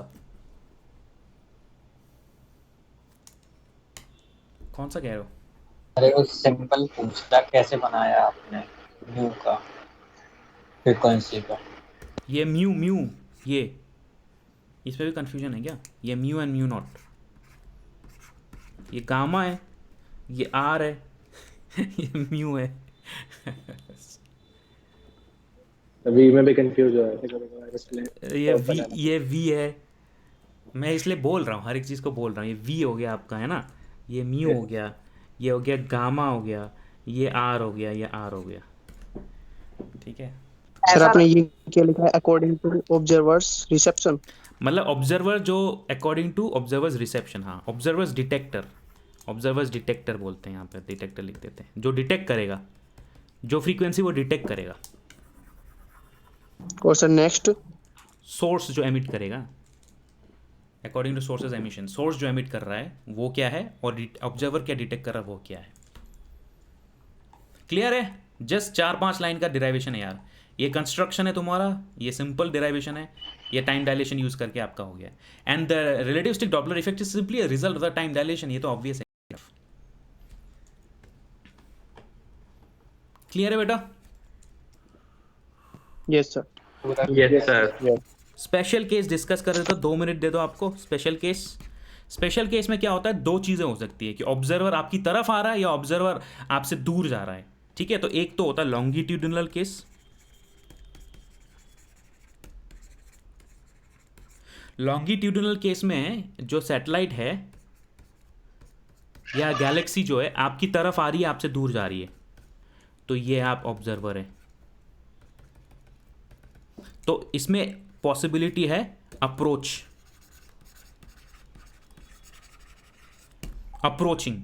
ठीक है। तो इसमें थीटा कितना होगा? 0 होगा ना। 0 if the satellite is approaching theta is 0। अगर थीटा 0 होगा तो रिलेटिविस्टिक डॉपलर इफेक्ट में nu is equal to nu naught, यही फॉर्मूला आ जाएगा, √1 माइनस v² अपॉन c²। ये v है, ठीक है, 1 माइनस v/c cos 0 आ गया।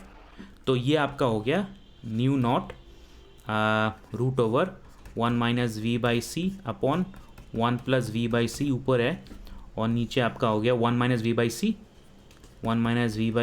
इंटू 1 माइनस v/c √, ठीक है। तो ये आपका हो गया कैंसिल। तो ये फॉर्मूला आ गया, frequency is √1 plus v/c divided by 1 minus v/c। This is the longitudinal Doppler effect for approaching cases.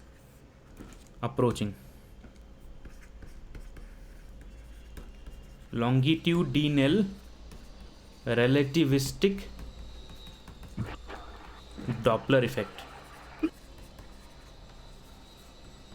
Mu naught आएगा ना? हाँ म्यू नॉट आएगा यहाँ पे, ठीक है। उसी तरह से जो रिसीडिंग के केस में, रिसीडिंग मतलब दूर जा रहा है, रिसीडिंग मतलब आपसे दूर जा रहा है, रिसीडिंग के केस में थीटा कितना होगा? 180 डिग्रीज। तो रिसीडिंग में 180 डिग्रीज होगा तो आपका होगा mu is equal to nu naught √1 minus v² upon c²। तो ये हो जाएगा 1 माइनस v/c cos 180 कितना होता है? -1। तो ये आपका हो जाएगा 1 प्लस v/c। तो ये हो गया आपका new naught √1 minus v/c and 1 plus v/c। नीचे आपका हो गया 1 plus v/c and 1 plus v/c। तो ये आपका हो गया कैंसल आउट। तो रिसीडिंग के केस में जो रिलेटिविस्टिक डॉपलर इफेक्ट है, nu is equal to nu naught √1 minus v/c divided by 1 plus v/c। This is the relativistic Doppler for longitudinal effect। Sorry, we are almost done बेटा, ठीक है, just 1 minute. So this is the longitudinal relativistic Doppler effect for receding ठीक है, एक होता है last जो है आपका है लॉन्गिट्यूडनल केस, और लास्ट है आपका ट्रांसवर्स केस। ट्रांसवर्स पे तो 90 डिग्री। हाँ, ट्रांसवर्स में 90 डिग्री। सैटेलाइट जो है इट्स डायरेक्टली ओवरहेड।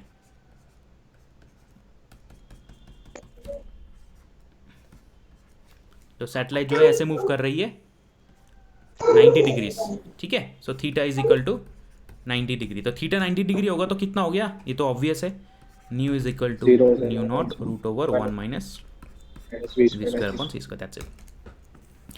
तो तुम्हारी तरफ अप्रोच कर रहा है सोर्स, तो ये एक्सप्रेशन है। तुम्हारे से एग्जैक्टली दूरी पे जा रहा है, ये एक्सप्रेशन है। और तुम्हारे परपेंडिकुलर अगर ऑसिलेट वो हो रहा है तो ये एक्सप्रेशन है।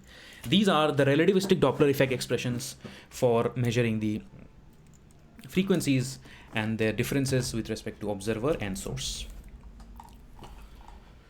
ठीक है, that is all for today guys. Any questions you have? Sir leave कर सकते हैं सर?